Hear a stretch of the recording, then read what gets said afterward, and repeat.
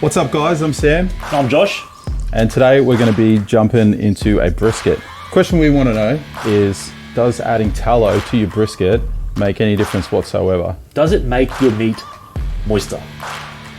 That's what we want to know. So we're going to be using a pellet smoker today. We've got a Traeger 575. We're probably going to go for like around about a 10-hour cook. We have no idea how this is going to turn out. I've never done tallow on a brisket before. I've never done brisket at all before.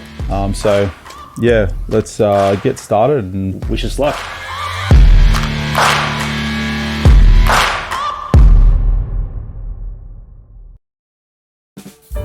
It's a 7.5 kilo brisket. This is from a Fairfield butcher, grain fed, decent piece of meat, nice fat cap on the top.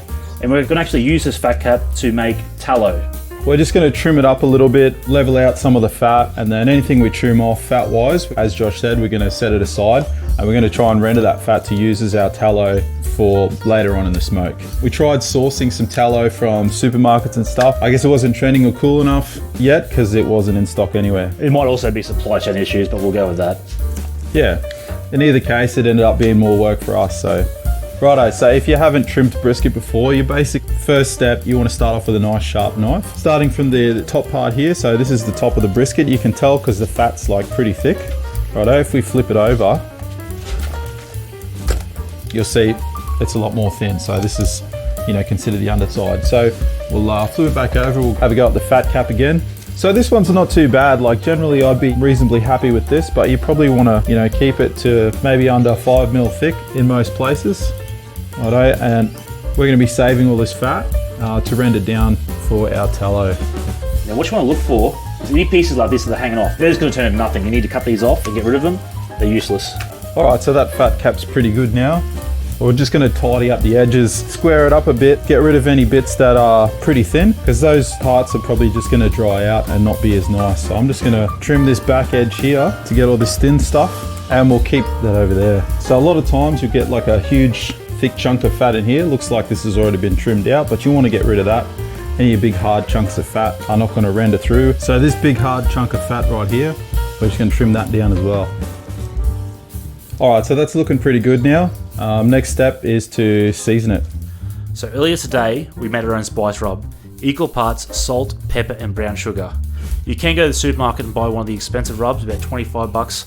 But honestly, we believe this is fantastic and it works really well.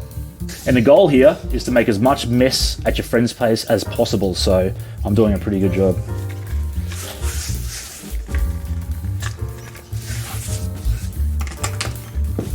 All right, so that's all nicely seasoned now. Next step is to just smoke it. So we're gonna preheat the Traeger to 275 Fahrenheit, and then we're gonna put it in there fat side up until it reaches an internal temp of 165. And Sam, for all the Australians out there that don't use Fahrenheit ever, what should they be using? Their phone to find out what it is in Celsius. Cool.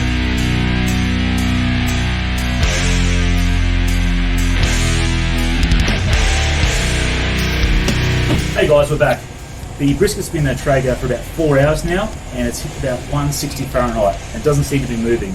So at this stage, we're going to pull it out, we're going to wrap it in alfoil, and put it back in. I can know if we are. Now, before we pull it out, we're going to lay down some ground rules, and we're also going to lay down some foil. Righto? So with the foil down, we're going to get this delicious tallow here, and we're just going to smear it all over the place. And then, I might even smear it on Sam. Yeah, maybe. We'll see what happens.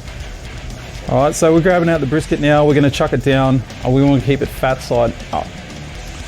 And I'm going to grab the rest of the tallow and pretty much just smear it all over the top. That way, she's getting hit from both ends and she's going to be nice and moist.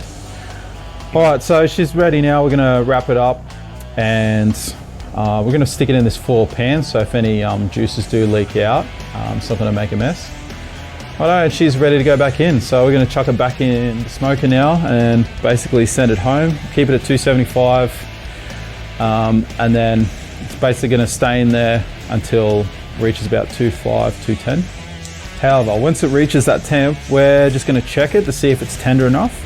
But if it's not, we're going to just keep it in there and just check it every 15 minutes or so. What we'll be doing is just checking to see if the probe goes in nice and easily and then comes back out again. We want it to basically go in easy and come out greasy.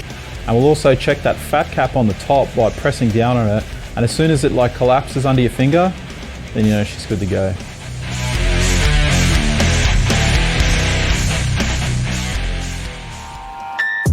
And 5 hours later, we ended up with this. Now, we only ended up smoking it for another 3 hours and then resting it for another 2, but as you can see, that's all it needed because, oh my god, it was like butter. Now, we're not sure if it was the tallow that had anything to do with it or maybe just the fact that it was a $200 Wagyu brisket, but in any case, it was pretty delicious, and as you can see, you can't get much more juicy and tender than this.